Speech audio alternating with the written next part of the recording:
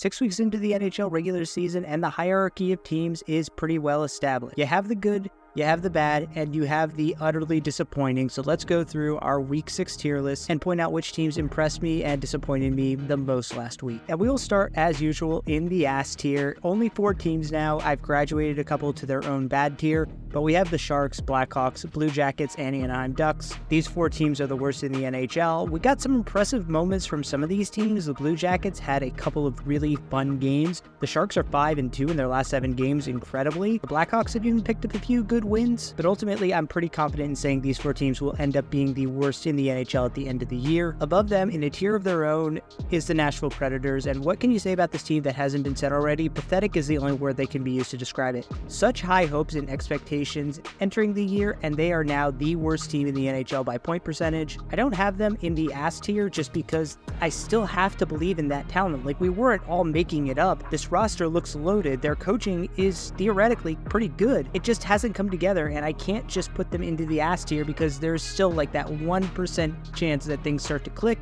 and they come out of it kind of like the Edmonton Oilers did last year. It's a very, very, very slim chance, but the Predators deserve to be at the bottom of this tier list. Then we have 3 teams that are, in my opinion, just plain bad. The Canadiens, the Flyers, and the Calgary Flames. Bad week for the Canadiens last week. They went 1-2-1. They beat the Buffalo Sabres, which that's not saying very much.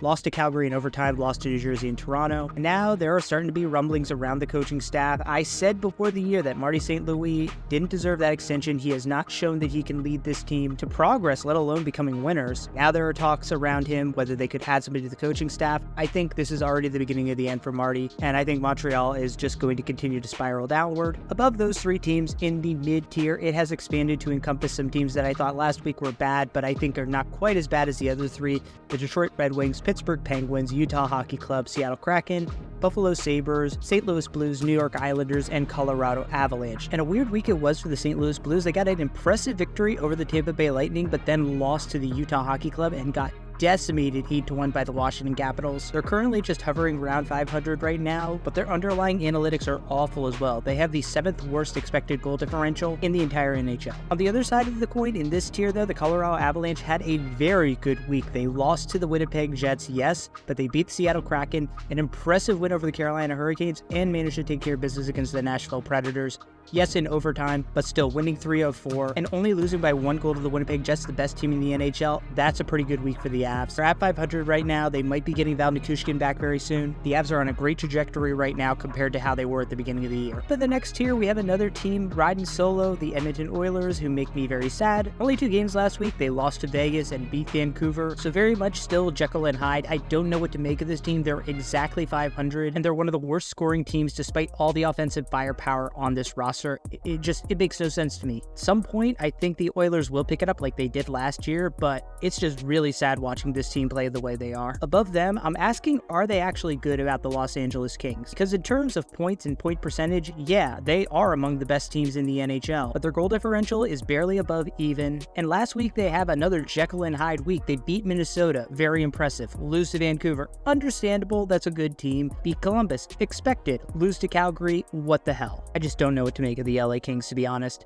Up above them in the solid tier, the teams I believe are good. We have the Ottawa Senators, Boston Bruins, Washington Capitals, Vegas Golden Knights, Vancouver Canucks, Tampa Bay Lightning, and New Jersey. The Caps and Devils among the 2 most improved teams on this tier list. Yes, they both suffered kind of bad losses, the Devils losing to San Jose and the Caps to the Pittsburgh Penguins, but they both each rebounded and had some very impressive wins. The Caps took down St. Louis in a beatdown, and the Devils had that impressive come-from-behind victory over the New York Islanders. Now it's time for my big hot take of the week, because above these teams in a tier all their own, I have the Minnesota Wild in the overrated tier. This is going to piss off a lot of Minnesotans, considering that by points, the Wild are the 3rd best team in the entire NHL, but I am not a buyer in the Minnesota Wild thus far. I think they are a good team. I think they are definitely a contender, potentially edging onto an elite tier team, but they lost to Chicago in overtime. They lost to LA handily. They're 11th in the NHL in expected goal differential. I just don't think that the Minnesota Wild are deserving of being one of the 5 best teams. They're definitely one of the 10 best teams. I'll definitely give them that. But a lot of people are going to have them like 2 or 3 in their power rankings, and I'm not ready to put them there yet. Now, in the contenders tier, teams I do believe are better than the Minnesota Wild, we have the Toronto Maple Leafs, the Florida Panthers, and the Carolina Hurricanes, the biggest risers of the week. Carolina took care of business last week, winning 3 of their 4 games. Their only loss came to a surging Colorado Avalanche team.